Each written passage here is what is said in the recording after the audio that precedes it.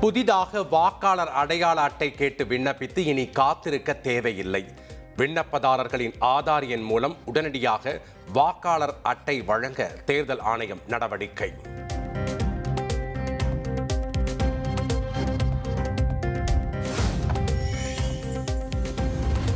தமிழ்நாட்டில் கடந்த 4ஆம் தேதி தொடங்கிய கத்திரி வெயில் இன்றுடன் நிறைவடைகிறது. தென்மேற்கு பருவமழை தொடங்கியுள்ளதால் வெயில் படிப்படியாக குறைய வாய்ப்பு.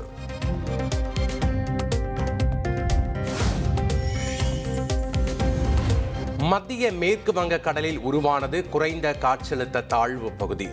இந்திய வானிலை ஆய்வு மையம் அறிவிப்பு.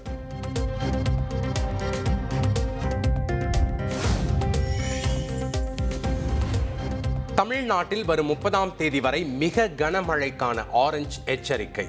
கடலோர கர்நாடகா, தெற்கு உள் கர்நாடகா, கோவா, மத்திய மகாராஷ்டிரா உள்ளிட்ட பகுதிகளுக்கு ரெட் அலர்ட்.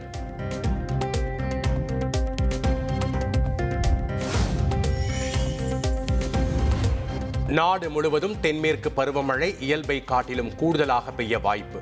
வட தமிழகத்தில் இயல்பை விட அதிகமாகவும், மத்திய மாவட்டங்களில் இயல்பை ஒட்டியும் இருக்கும் என இந்திய வானிலை ஆய்வு மையம் அறிவிப்பு.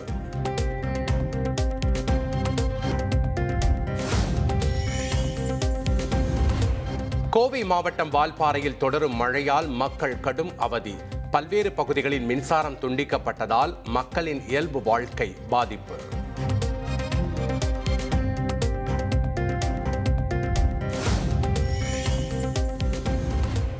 கனமழை காரணமாக சேலம் மாவட்டம் ஏற்காடு மலைப்பாதையில் மண் சரிவு.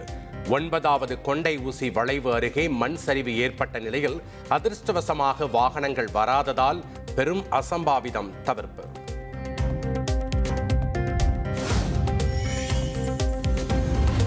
தென்மேற்கு பருவமழை தீவிரமடைந்துள்ள நிலையில் கோவை குற்றாலத்தில் காட்டாற்று வெள்ளம். மெயின் அருவியில் பாதுகாப்பு வளைவை தாண்டி ஆர்ப்பரித்து கொட்டும் தண்ணீர். தென்காசி மாவட்டத்தில் பெய்து வரும் தொடர் மழையால் அணைகளின் நீர்மட்டம் கிடுகிடுவென உயர்வு. ஒரே நாளில் கடனா நதி அணை நீர்மட்டம் 10 அடியும், ராமநதி அணை நீர்மட்டம் 9 அடியும் உயர்வு.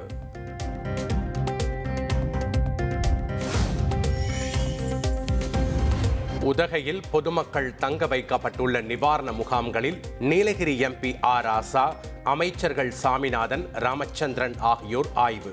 ஆறுதல் கூறிய ஆர் ராசாவிடம் பல்வேறு கோரிக்கைகளை வைத்த மக்கள்.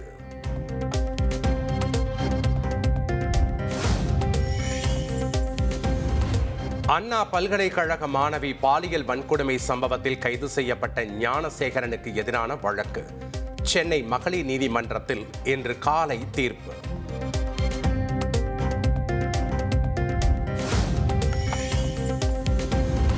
வருமான வரி தாக்கல் செய்வதற்கான அவகாசம் செப்டம்பர் 15ஆம் தேதி வரை நீட்டிப்பு. ஜூலை 31ஆம் தேதியுடன் நிறைவடைய இருந்த நிலையில் அவகாசத்தை நீட்டித்து வருமான வரித்துறை அறிவிப்பு. அரசு கலை மற்றும் அறிவியல் கல்லூரிகளில் 30ஆம் தேதி முதல் மீண்டும் மாணவர் சேர்க்கை. நேற்றுடன் கால அவகாசம் நிறைவடைந்த நிலையில் மாணவர்களின் நலன் கருதி மீண்டும் 30ஆம் தேதி தொடங்கும் என அமைச்சர் கோவி செழியன் அறிவிப்பு.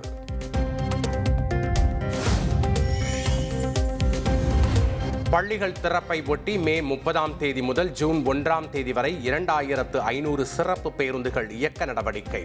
சென்னை, கோவை, பெங்களூரு உள்ளிட்ட முக்கிய நகரங்களிலிருந்து சிறப்பு பேருந்துகள் இயக்கப்படும் என அறிவிப்பு.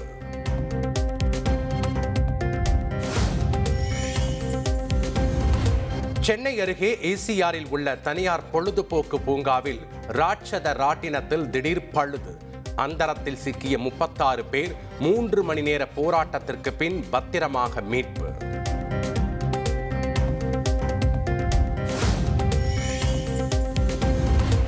பொழுதுபோக்கு பூங்காவில் ராட்சத ராட்டினத்தில் ஏற்பட்ட திடீர் பழுதுக்கு தொழில்நுட்ப கோளாறே காரணம். ராட்டினத்தில் சிக்கிய யாருக்கும் எந்தவித காயமும் ஏற்படவில்லை என தீயணைப்புத்துறை விளக்கம்.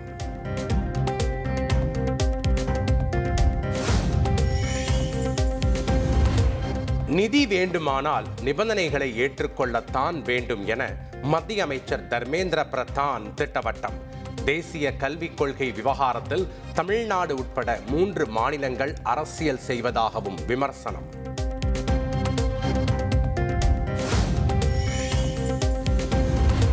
ஆட்சியை பற்றி குறை சொல்ல ஒன்றும் இல்லை என்பதால் அரைத்த மாவையே அரைக்கிறார் இபிஎஸ் என முதலமைச்சர் ஸ்டாலின் தாக்கு. இபிஎஸ்க்கு பதில் சொல்லி தன் தரத்தை குறைத்துக் கொள்ள விரும்பவில்லை என்றும் விமர்சனம்.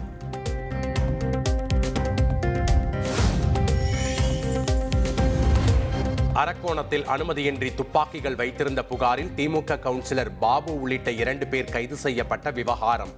திமுக கவுன்சிலர் கையில் நவீன துப்பாக்கி எப்படி வந்தது என்ற கேள்விக்கு முதலமைச்சர் என்ன பதில் வைத்திருக்கிறார் என இபிஎஸ் கேள்வி.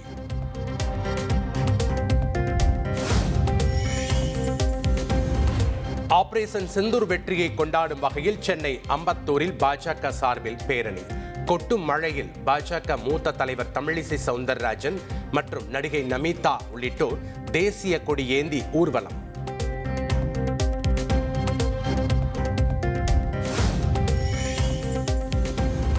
மாநிலங்களவை உறுப்பினர் பதவி குறித்த கேள்விக்கு பொறுத்திருந்து பார்ப்போம் என தேமுதிக பொதுச் செயலாளர் பிரேமலதா விஜயகாந்த் பதில். பொறுமை கடலினும் பெரிது என்றும் கருத்து.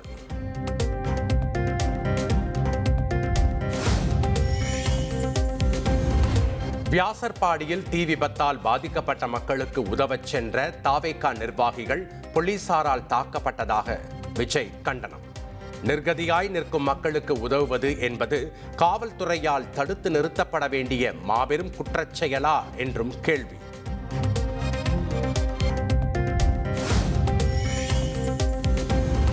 சென்னை வியாசர்பாடியில் காவல்துறையினரால் தாக்கப்பட்டதாக குற்றம் சாட்டி ஸ்டான்லி மருத்துவமனையில் அனுமதிக்கப்பட்டுள்ள தாவேகா நிர்வாகிகள். தாவேகா பொதுச் செயலாளர் ஆனந்த் நேரில் சந்தித்த நிலையில் தாவேகா தலைவர் விஜய் தொலைபேசி வாயிலாக நலம் விசாரித்தார். நல்லா செஞ்சோம், நாங்க நல்லது செஞ்சு உங்க பேரை காப்பாற்றணும்னா நாங்க இறங்கி வேலை செஞ்சோம். எந்த லேடிஸுமே தெருவில் இறங்கி வேலை செய்ய முடியாது சார். எங்களை மாதிரி நாங்க செஞ்ச எங்களை அவ்வளவு கேவலப்படுத்தி தகாத வார்த்தை பேசி என் ட்ரெஸ் எல்லாம் கிழிச்சு ரொம்ப மானபங்கப்படுத்தினாரு சார். ஒரு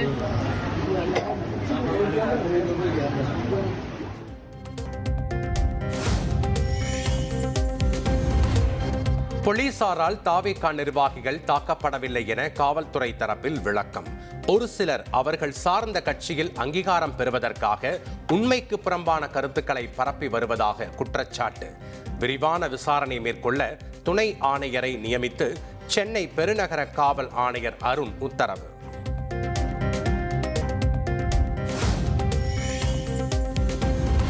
தமிழக வெற்றி கழகம் மலிவான அரசியல் செய்வதாக தமிழ்நாடு காங்கிரஸ் கமிட்டி தலைவர் செல்வ பெருந்தகை விமர்சனம். விபத்தை விபத்தாக பார்க்க வேண்டும் என வியாசர்பாடி தீ விபத்தை சுட்டிக்காட்டி கருத்து.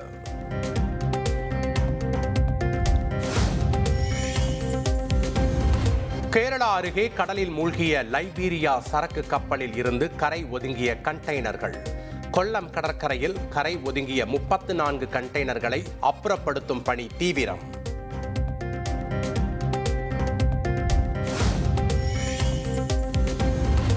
இந்தியாவுக்கு எதிரான போரில் நேரடியாக வெல்ல முடியாது என்பதால் மறைமுக போரை நடத்துகிறது பாகிஸ்தான். ஆபரேஷன் சிந்தூர் நடவடிக்கை நமது ராணுவத்தின் திறமையை பறைசாற்றியதாக பிரதமர் மோடி பெருமிதம்.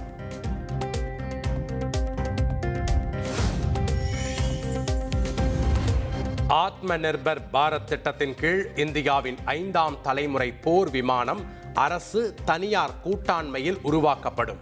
மத்திய பாதுகாப்புத்துறை அமைச்சர் ராஜ்நாத் சிங் அறிவிப்பு.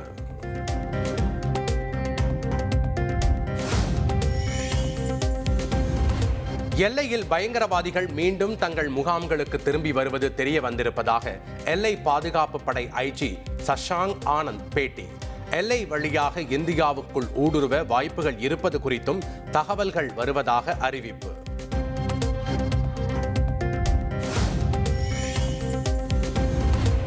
பஞ்சாப் மாநிலம் அமிர்தசரஸில் நடந்த குண்டுவெடிப்பில் தீவிரவாதி உயிரிழப்பு. மறைத்து வைத்திருந்த வெடிகுண்டை எடுத்துச் செல்ல முயன்ற போது உயிரிழந்ததாக பஞ்சாப் டிஐஜி பரபரப்பு பேட்டி.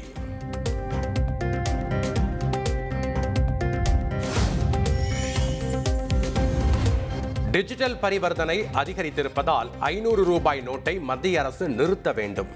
அதிக மதிப்பு கொண்ட ரூபாய் நோட்டுகளை நிறுத்துவதால் கருப்பு பணம் ஊழலை ஒழிக்க முடியும் என ஆந்திர முதல்வர் சந்திரபாபு நாயுடு பேச்சு.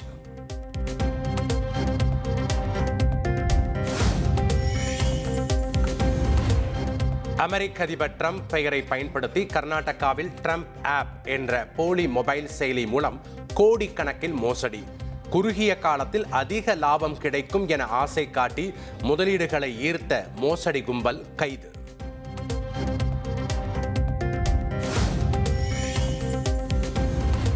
ரஷ்ய அதிபர் புட்டின் நெருப்போடு விளையாடுகிறார் என்று அமெரிக்க அதிபர் ட்ரம்ப் எச்சரிக்கை. தான் இல்லை என்றால் ரஷ்யாவுக்கு மிகவும் மோசமான விஷயங்கள் நடந்திருக்கும் என்பதை புட்டின் உணரவில்லை என்றும் கருத்து.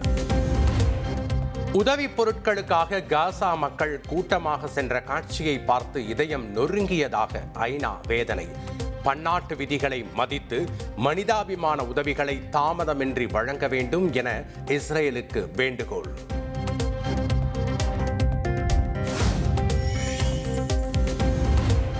தென்கொரியாவில் நடைபெறும் ஆசிய தடகள சாம்பியன்ஷிப் தொடரில் தமிழக வீரர் சர்வின் செபாஸ்டியன் வெண்கல பதக்கம் வென்று அசத்தல். மற்றொரு போட்டியில் இந்திய வீரர் குல்வீர் சிங் தங்கப் பதக்கம் வென்று சாதனை.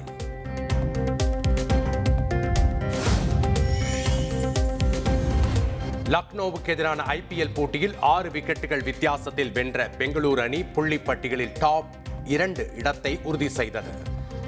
228 ரன்கள் என்ற இமாலய இலக்கை விரட்டிய பெங்களூரு அணி 18.4 ஓவர்களில் 4 விக்கெட்டுகளை மட்டுமே இழந்து அசத்தல் வெற்றி.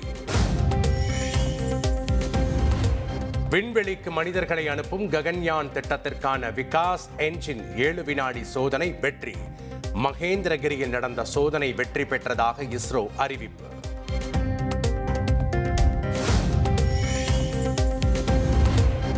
இரண்டாம் கட்ட பத்ம விருது வழங்கும் விழாவில் 68 பேருக்கு விருதுகளை வழங்கினார் குடியரசுத் தலைவர் திரௌபதி முர்மு. டெல்லி குடியரசுத் தலைவர் மாளிகையில் தொழிலதிபர் நல்லி குப்புசாமி, நடிகை சோபனாவுக்கு பத்மபூஷன் விருது, பறை இசை கலைஞர் வேலு ஆசானுக்கு பத்மஸ்ரீ விருது வழங்கி கௌரவிப்பு. சந்திரகுமார் கலா நித்ய.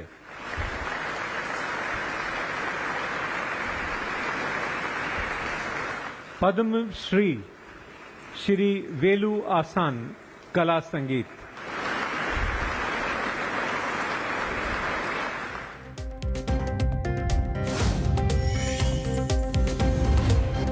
சென்னை திருவொற்றியூரில் 272 கோடி ரூபாய் மதிப்பீட்டில் அமைக்கப்பட்டுள்ள சூறை மீன்பிடி துறைமுகத்தை இன்று திறந்து வைக்கிறார் முதலமைச்சர் ஸ்டாலின்.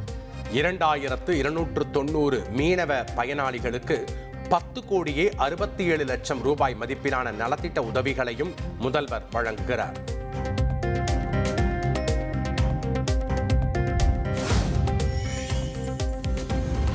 சென்னை அண்ணா சாலையில் உள்ள அமெரிக்க தூதரகத்திற்கு மின்னஞ்சல் மூலம் வெடிகுண்டு மிரட்டல். வெடிகுண்டு நிபுணர்கள் நடத்திய சோதனையில் மிரட்டல் வெறும் புரளி என தெரிய வந்த நிலையில் ராயப்பேட்டை போலீசார் தீவிர விசாரணை.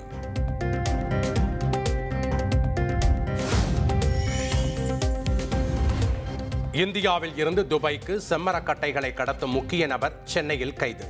நாக்பூருக்கு கொண்டு சென்று அமலாக்கத்துறை கிடுக்கிப்பிடி விசாரணை.